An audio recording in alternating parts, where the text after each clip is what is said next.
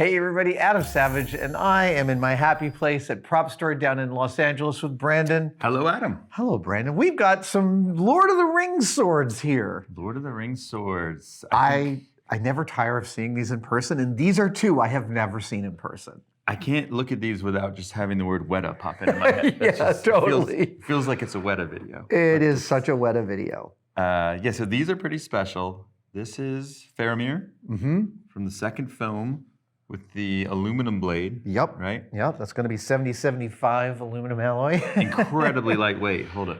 Oh my gosh. It's like a feather. It's like you're holding nothing. Wow, it really is. We should put that on a scale. It's impressive how lightweight that is. So it's a cast back, not a. They must have had some hero swords. Ooh, they must have had some hero swords where the furniture for the sword was made out of steel and aluminum for the super close-ups. But that would make this a stunt sword, that this is hard rubber and slightly flexible and cast. Yeah. But it's impossible to tell. Right. Like this could survive a close-up. Yeah, and very high quality with the aluminum blade. I mean, I think you're right. I do think they made at least one, maybe two full hero, full spring steel blades for all the characters, but they probably would only use those for extreme close-up. Yeah, when you see Aragorn like, I'm gonna maybe draw this sword, that's the close-up. But otherwise, if you're an actor, this does the job. And also, I mean, look how thin the blade is. So if you had to reproduce that in rubber, you probably immediately got issues with just the blade curving and things like that, right? And you've seen a lot of Hollywood blades in your time. I'll bet you haven't seen that many where it's like less than a millimeter of material in the fuller and a grind that is so refined. Yeah, which is all Peter Lyon, Peter right? Lyon, the famous Weta sword maker. Just an amazing man. I've spent a lot of days grinding swords with him.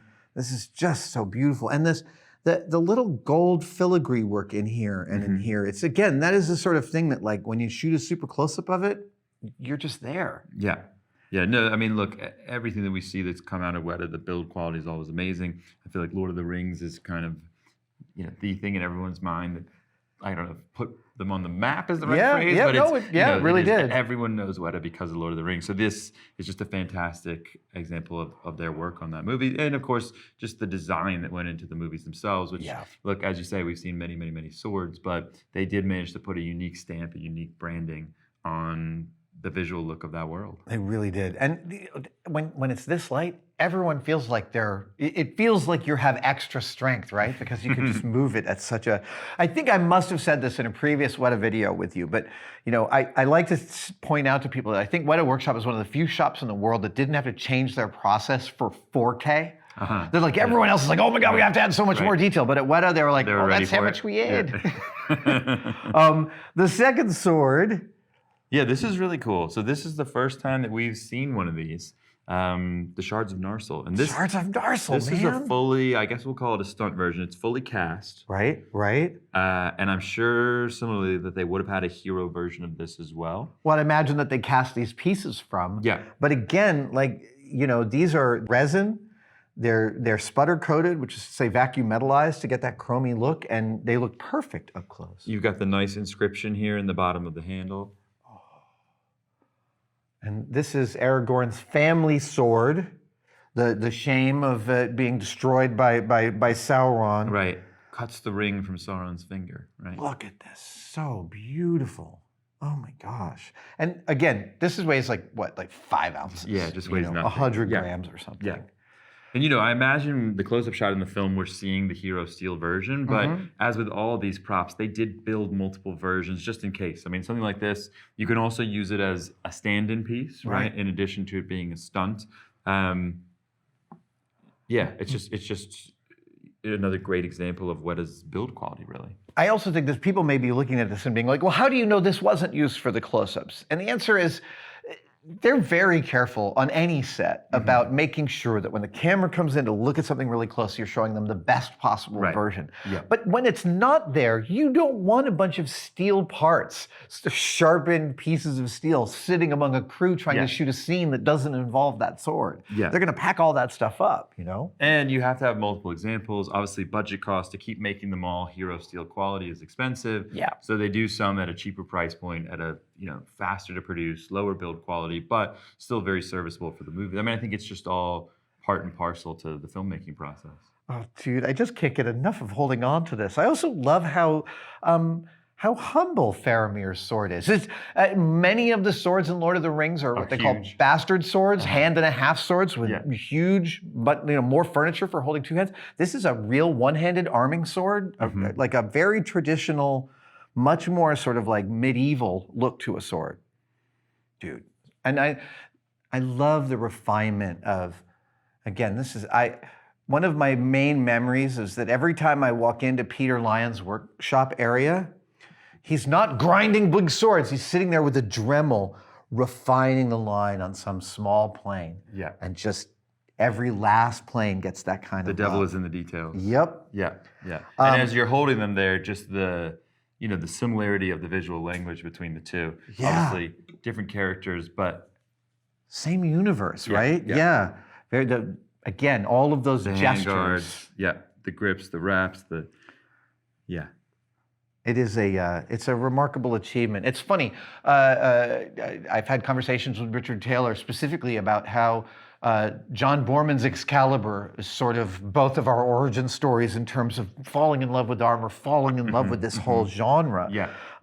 And now they have created a genre for a whole nother set of generations to fall in love after that. I mean, I think for so many people, this is the kind of modern, I'll say, sword and sandal, even though they may not be wearing sandals. Yes. It's the knight's story, really, is Lord of the Rings.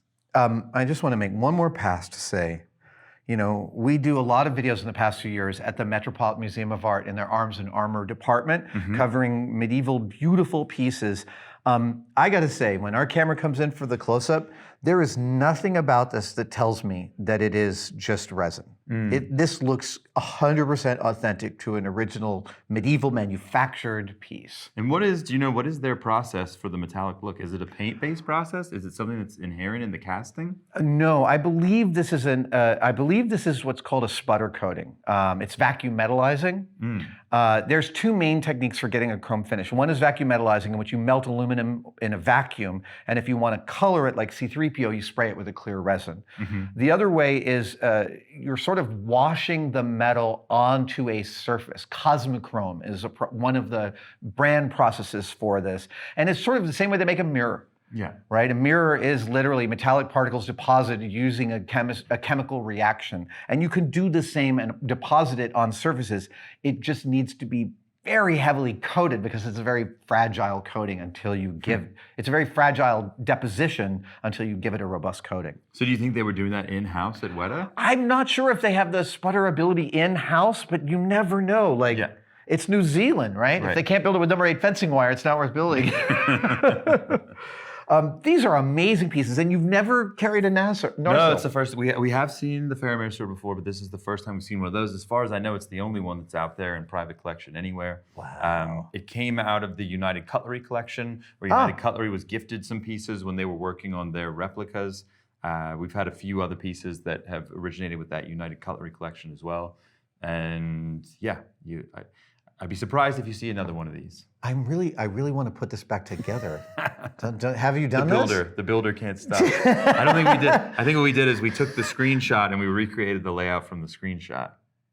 No, that's not correct. Maybe it doesn't go back together. Dude, it might not go back together. I've always assumed that these pieces were completely contiguous. Okay, Call wait. Richard Taylor and ask if he can see the diagram.